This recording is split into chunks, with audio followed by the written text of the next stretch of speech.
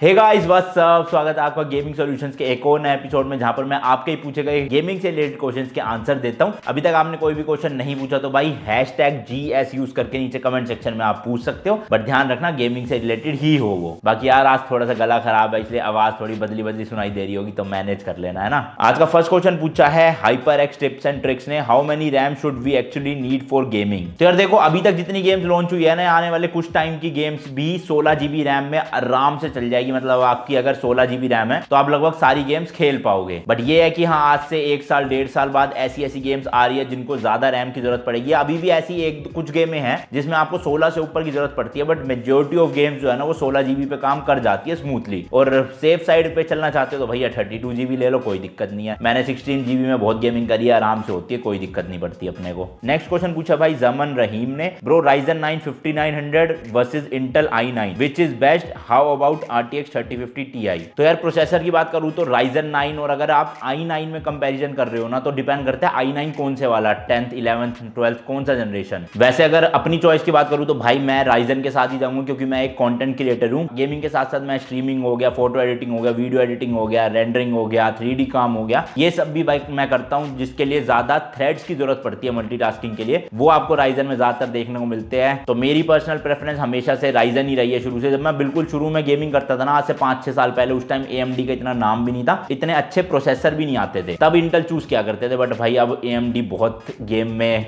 तगड़ा कर रहा है परफॉर्म। बाकी जो इंटेल का 11th और 12th जनरेशन i9 वो भी बहुत तगड़ा है। तो गेमिंग के लिए लेना है खाली तो आंख बंद करके इंटेल ले लो। अगर सारी चीजें करनी है ना मिक्स आपको, तो फिर Ryzen के साथ चले जाओ। अगला क्वेश्चन पूछा है बिश्नोई गेमिंग 0029 ने, what was the best SSD for gaming. यार देखो, वैसे ना SSD से गेम्स के ग्राफिक्स में तो कोई फर्क नहीं पड़ता कि आपको गेम की परफॉर्मेंस अच्छी देखने को मिलेगी। बस SSD का रोल ये होता है, जब आप गेम पे क्लिक करते हो ना, डबल क्लिक स्टार्ट करने के लिए, तो वो जो लोडिंग टाइम होता है ना, वो SSD से बहुत ज्यादा इंप्रूव हो जाता है। मतलब आप एक गेम को नॉर्मल हार्ड डिस्क में चलाओगे, डबल क्लिक करोगे, मान लो वो 10 सेकंड बाद खुल रही है, बट वही गेम अगर आप एक SSD में इंस्टॉल करके चलाओगे ना, तो वो 10 सेकंड की जगह हो सकता है 2 सेकंड 3 सेकंड में खुल जाए। और दूसरा, जब बीच के कट सीन्स आते हैं ना, उसमें लोडिंग होती है गेम की। जैसे मान लो क्रिकेट है, क्रिकेट के में 1 ओवर होने के बाद बीच में लोडिंग होती है कुछ, है ना, तो वो SSD में ना बहुत कम होगी as compare to hard disk. तो इसलिए आपने ये स्पीड का फर्क देखा होगा PlayStation 4 में एंड PS5 में। PS4 में जो गेम्स है ना वो सेम है, सब कुछ सेम है, बस उसमें हार्ड डिस्क का यूज करा गया, इसलिए जो लोडिंग है ना गेम्स की वो स्लो होती है। जबकि PS5 में SSD का यूज करा गया, तो वो लोडिंग ना बहुत फास्ट हो जाती है। इसके अलावा भाई SSD की भी अलग अलग टाइप होती है स्पीड के हिसाब से। जैसे कि Zen 3 और Zen 4 की बात कर ली जाए तो उसी में बहुत डिफरेंस आ जाता है। अभी मेरे पास यहाँ पर 2 SSDs पड़ी है 1 TB की, ये दोनों ही Zen 4 है, ये WD की है और ये Seagate की है। और आप स्पीड देख सकते हो भाई, अप टू 7 GB पर सेकंड। तो ये प्रॉपर दोनों की दोनों ना भाई गेमिंग वाली SSDs है, जो हम PS5 में भी यूज कर सकते हैं और PC में भी यूज कर सकते हैं। इसके अलावा जो Zen 3 आती थी उसकी स्पीड थोड़ी सी इससे स्लो होगी, तो इसलिए इसको प्रॉपर गेमिंग SSDs का खिताब मिला हुआ है एक तरह से। और इनके ऊपर भी भाई एक बार डिटेल में वीडियो लाएंगे। इसको हम अपने PC में टेस्ट करेंगे एंड इसको हम अपने PS5 में टेस्ट करेंगे। तो ये वीडियो चाहते हो तो आप लाइक कर देना फटाफट से, और चैनल पे नए हो सब्सक्राइब जरूर कर देना, क्योंकि गेमिंग से रिलेटेड इन्फॉर्मेशन मैं आपको देता रहता हूं। अगला क्वेश्चन पूछा है पॉकेट FM स्टोरी ने, सर आपके जैसे ट्रिपल मॉनिटर सेटअप के लिए कितने रुपीस का मिनिमम ग्राफिक कार्ड और CPU की जरूरत होगी। तो यहाँ पर आप देख सकते हो मैंने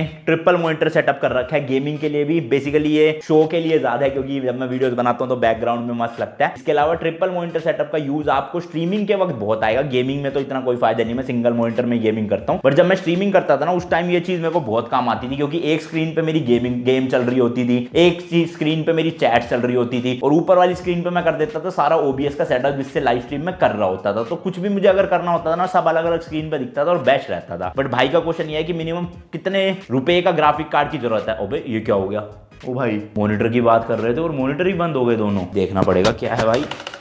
अच्छा ठीक है, नॉर्मल वो हुआ था, चल गए भाई चल गए, मैं तो एम ही डर गया था फालतू में। हाँ, तो ग्राफिक कार्ड मिनिमम कितने का खरीदना चाहिए, वो डिपेंड ये नहीं करता कि कितने पैसे का ग्राफिक कार्ड होना चाहिए, डिपेंड करता है आपके ग्राफिक कार्ड के पीछे ना 3 स्लॉट होने चाहिए, चाहे वो HDMI के हो चाहे वो डिस्प्ले पोर्ट के हो। अगर ग्राफिक कार्ड के पीछे 3 स्लॉट है तो चाहे वो 20,000 का ग्राफिक कार्ड है चाहे वो 2 लाख का ग्राफिक कार्ड है, काम तीनों मॉनिटर कर जाएंगे। अगर इसके ऊपर डिटेल वीडियो देखना चाहते हो कि कैसे सेटअप करते हो तो बता देना कमेंट सेक्शन में, बना दूंगा जल्दी। अगला क्वेश्चन पूछा है सार्थक गेमिंग YT ने, bro in my PS4 Slim 1 TB my games have started to lag lag a little bit but they work fine few days ago. तो गेमिंग कंसोल में ज्यादातर लैग होने का एक ही रीजन हो सकता है कि उसके अंदर जो आपने डिस्क लगा रखी है या तो वो करप्ट हो, बट अगर सारी ही गेम लैग हो रही है तो फिर तो डिस्क का रोल नहीं है, इसमें आपके कंसोल का ही रोल है। स्पेशली हो सकता है आपका कंसोल जो है ना वो बहुत ज्यादा हीट मार रहा हो, मतलब शुरू के तो 15-20 मिनट आधा घंटा गेम मस्त चलेगी स्मूथ बिल्कुल, बट जैसे जैसे आप उसको ज्यादा खेलते जाओगे ना आपका कंसोल हीट अप होता जाएगा और वो गेम्स को ना स्लो कर देगा। जैसे हमारा मोबाइल फोन है, हम कोई गेम खेल रहे हैं, अगर ये हीट हो जाता है ना तो गेम्स भी आप देखते हो कि स्लो होने लग जाती है, लैग होने लग जाती है। तो हीटिंग इशू आप पकड़ो पहले क्यों है। हो सकता है आपने जहां पर कंसोल को रखा हुआ उसको प्रॉपर एयर फ्लो ना मिल रहा हो। दूसरा रीजन हो सकता है उसका जो कूल करने वाला फैन है वही खराब हो। तीसरा रीजन हो सकता है कि उसके फैन में बहुत मिट्टी जम गई हो जिसकी वजह से फैन घूम तो रहा है बट स्लो घूम रहा है और वो उसको ना प्रॉपर कूल नहीं कर पा रहा है। तो ये 2-3 चीजें आप अगर ढंग से देख लोगे, एक बार कंसोल को खोल के थोड़ा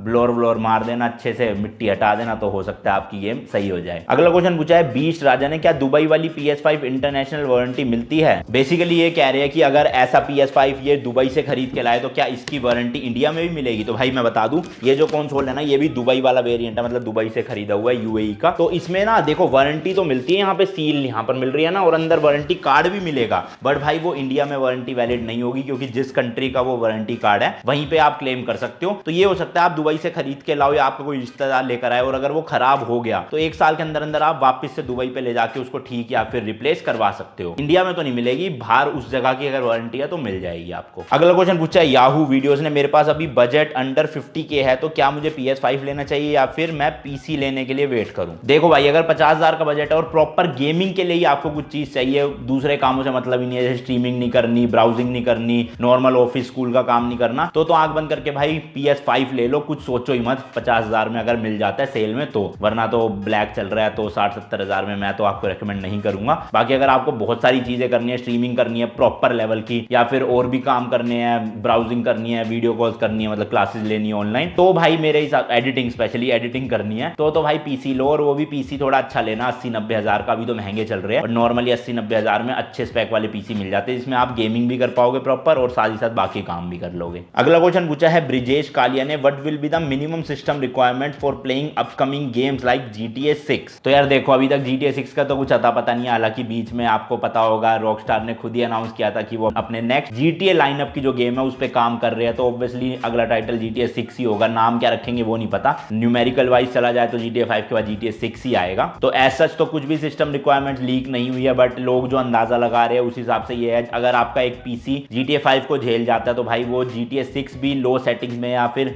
मीडियम से थोड़ी कम सेटिंग्स में आराम से झेल लेगा। तो अगर आपके पास 1 से 1.5 लाख के बीच का गेमिंग PC है ना तो GTA 6 चल जाएगा। मतलब ना GTA 6 का बहुत हवा बन चुका है, इसलिए लोगों को लगता है यार पता नहीं GTA 6 तो आएगा, कितना खतरनाक होगा, 10 लाख का PC चाहिए उसके लिए, बट ऐसा कुछ नहीं है भाई, वो PS5 में भी चलेगा और आपका 1.5 से 2 लाख वाले PC में भी चलेगा। बट वही है 8K में होगा, तो मान लो गेमिंग आपको तगड़ी वाली हाई सेटिंग्स में करनी है तो फिर मेरे जैसा 4-5 लाख का PC लेना पड़ेगा। Ryzen 9 हो गया, 3090 हो गया, उस टाइम तक तो पता नहीं 5090 6090 क्या क्या आ चुका होगा, तो वो सब जब स्पेक्स आएगी भाई जब ही पता चलेगा, बट अभी तक तो यही अंदाजा है कि चल जाएगी ये में। बाकी भाई इस वाले वीडियो के लिए इतने ही क्वेश्चन रखते हैं, आपने कोई क्वेश्चन नहीं पूछा तो #GS यूज करके पूछ सकते हो। चैनल पे ना सब्सक्राइब कर दो भाई, गेमिंग से रिलेटेड तगड़ी तगड़ी वीडियोस अब मैं लाने वाला हूँ, आगे भी वैसे पहले भी लाता था, बीच में थोड़ा गायब हो गया था ना। बाकी मिलता हूँ जी नेक्स्ट वीडियो में, till then good bye and as always तीखे रास्तों पे नहीं पड़ना फीका।